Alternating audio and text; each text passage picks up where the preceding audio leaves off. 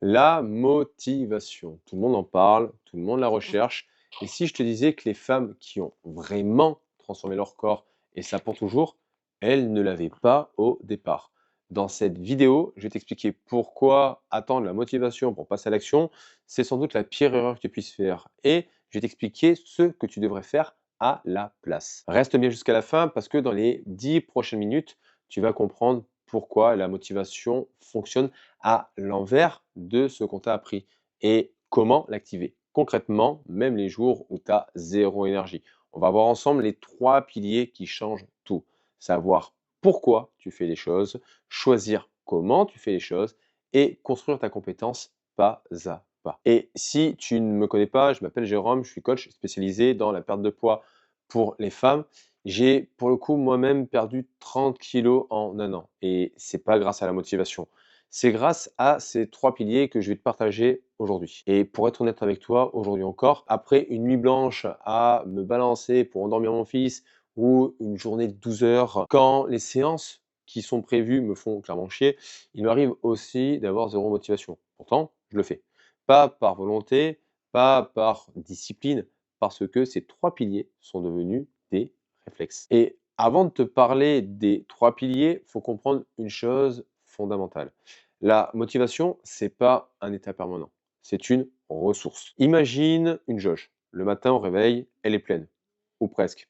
Et tout au long de la journée, tu la vides. Le boulot, les enfants, les décisions à prendre, les rendez-vous à penser, les imprévus, la fatigue, le dîner à préparer, la réunion qui s'est mal passée à 19 heures. Quand tu as prévu ta séance, ta jauge, à ton avis, elle ressemble à quoi? C'est pas que tu n'as pas de volonté, c'est que tu as tout donné ailleurs, tu as priorisé d'autres choses. Et il te reste plus grand-chose pour toi à la sortie. C'est pour ça que les gens très motivés, très souvent, font le sport le matin tôt. Pas parce qu'ils sont plus courageux, parce qu'ils ont compris que leur jauge était beaucoup plus pleine à ce moment-là. Mais attends, ça ne veut pas dire que tu es condamné à faire le sport à 6 heures du matin, alors que chaque minute de sommeil compte. Ça veut dire qu'il faut autre chose que la motivation pour tenir sur la durée. Et ces autres choses, c'est ces 3 piliers. Alors, le premier pilier, c'est savoir pourquoi tu le fais. La plupart des femmes que je rencontre me disent toujours la même chose pour leurs objectifs. Je veux perdre 10 kilos, je veux me sentir bien dans ma peau, je vais être vraiment direct avec toi et c'est mon rôle. C'est pas des pourquoi, d'accord? C'est de la daube, c'est des écrans de fumée. Ce sont des réponses tellement vagues, tellement génériques, tellement bullshit que ton cerveau peut pas s'y accrocher. Il sait pas pourquoi se battre. Alors quand ta jauge, elle est à zéro, il choisit le canapé et les gâteaux. Logiquement, un vrai pourquoi, ça fait mal quand on l'énonce. Ça te serre la gorge, ça te met les larmes aux yeux ou alors ça te met en colère. Je veux avoir l'énergie de courir après mes enfants sans être essoufflé après 30 secondes. Je veux arrêter de me cacher sur les photos de famille. Je veux rentrer dans ma robe de mariée pour mes 10 ans de mariage. Je veux pas finir comme ma mère en état d'obésité. Tu vois la différence un petit peu là? Le premier type de réponse, tu l'oublies le soir même. Le deuxième, il te réveille par moment à 3 heures du matin tellement qu'il te prend en tripes. Moi en 2013, mon pourquoi, c'était pas je veux perdre 30 kilos. Non. C'était je veux pas finir comme mon père, diabétique, une jambe en moins, les reins qui ont lâché. Et j'étais à 120 kilos, j'étais fumeur. Je voyais exactement où j'allais. C'était la même direction. Ce pourquoi-là, les soirs où ma jauge elle était à zéro, il prenait le relais. Trouve le tien, le vrai, pas la version édulcorée, d'accord? Écris-le, mais là où tu vois tous les jours et mets-le-moi en commentaire. Le deuxième pilier, c'est l'autonomie dans le choix. Et là, je te parle de comprendre pour faire les bons choix, car je vais anticiper ce que tu as envie de me dire. Oui, mais Jérôme, moi, j'aime pas le renforcement musculaire, c'est trop chiant, donc choisis plutôt de faire de la marche. Et de nouveau, je vais être honnête avec toi, parce que c'est mon rôle de coach. Oui, tu as tout à fait le choix, totalement.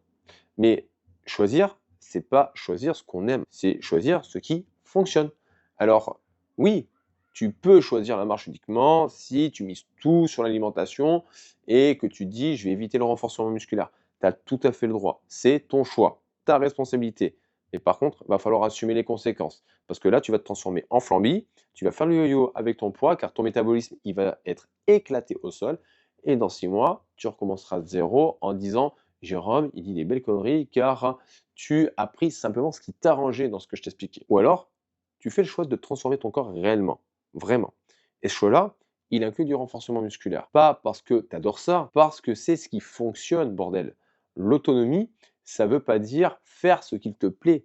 Ça veut dire être responsable de ses choix. Et dans ce cadre-là, oui, tu as une liberté totale. Tu peux choisir tes exercices, tu peux choisir ton volume, tu peux choisir ta méthode, choisir à quand tu le fais, tu peux choisir comment tu l'intègres dans ta vie. La question qu'il faut te poser, c'est pas est-ce que je dois faire du renforcement musculaire? La question, c'est comment je vais le faire dans ma vie? C'est ça l'autonomie qui mène à des résultats. Le troisième pilier, et c'est celui qu'on oublie presque toujours, la motivation suit la compétence. Toujours. Je vais te donner un exemple que tu connais peut-être. Tu arrives en salle de sport et tu fais quoi? Tu vas sur le tapis de marche, le vélo, ou alors, quand c'est possible, tu vas faire des cours collectifs et tu vas te retrouver à singer le prof en face, pensant bien faire. Parce que c'est ce que tu sais faire, parce que tu es compétente là-dedans. Tu as zéro inconfort, zéro question à te poser. Les plus courageuses d'entre vous vont aller sur les machines à jambes, adducteurs, fessiers, un axe, un mouvement, c'est simple. Mais honnêtement, c'est pas là que la transformation va se passer. Et les haltères, les exercices polyarticulaires passent devant sans t'arrêter. Pas parce que tu n'as pas envie, parce que tu sais pas. Et que, comme tu ne sais pas, t'évites par peur d'être ridicule. C'est complètement humain. On reste dans sa zone de compétence parce que c'est là qu'on se sent bien. Maintenant, imagine que tu arrives à la salle avec un programme. Tu sais par quoi commencer, dans quel ordre, combien de temps, combien de reps. La première séance, oui, tu es un peu perdu, c'est normal, tu vas galérer un peu. La deuxième, tu reconnais les exercices, tu te sens déjà un peu mieux. La troisième, tu commences à sentir que tu maîtrises, tu vois les charges augmenter et tu sens tes muscles travailler différemment. Là, ça va mieux, tu te sens compétente. Et il y a quelque chose qui change. T'attends la prochaine séance parce que tu sais ce qui se passe. Tu n'es pas motivé parce que tu vois que tu progresses tout simplement. Et progresser, ça donne envie de continuer. C'est exactement pour ça que, pour le coup, mon challenge 21 jours gratuit, je te donne des séances clés en main, en salle ou à la maison. Tu sais exactement quoi faire, dans quel ordre, dès le premier jour. Parce que la compétence, ça s'acquiert pas en regardant des vidéos YouTube au hasard. Non, ça s'acquiert avec un plan clair et une progression logique. Si tu es intéressé, le lien est en description. La compétence, au passage, elle crée la confiance. Et la confiance vient rechercher la jauge de motivation. Donc, simplement, commence. Et tu deviendras capable et pas l'inverse. Alors, qu'est-ce qu'on a vu aujourd'hui? La motivation, c'est une jauge. Elle est pleine le matin et tu la vides tout au long de la journée. Donc, arrête de compter dessus le soir. Elle sera jamais là quand tu en as besoin. Et plus tu as de friction, plus ça va être compliqué. Ce qui te fait tenir sur la durée, c'est les trois piliers. Un pourquoi fort, pas un je vais être bien dans ma peau, un vrai, celui qui te serre un petit peu à la gorge et que normalement tu étais censé avoir mis en commentaire. Le deuxième, c'est faire des choix. L'autonomie, c'est pas faire ce qu'on aime, c'est faire ce qui fonctionne et décider comment on va l'intégrer dans sa vie. Tu es responsable de tes choix et aussi de leurs conséquences. Le troisième, la compétence. La motivation ne vient pas avant, elle vient pendant. Quand tu comprends ce que tu fais, quand tu progresses, quand tu te sens capable, plus besoin de te motiver. Tu veux juste continuer. Ces trois piliers, c'est ce qui m'a permis pour le coup de perdre 30 kilos et de les maintenir déjà depuis plus de 10 ans. C'est ce qui me permet aussi d'accompagner les clientes et qu'elles ne repartent plus jamais de zéro. Donc, si cette vidéo t'a apporté quelque chose, partage-la à une femme qui en a besoin. Elle trouvera peut-être ici ce que personne ne lui a jamais dit. Et dans tous les cas, les filles, si vous voulez réussir, arrêtez d'enfiler des perles.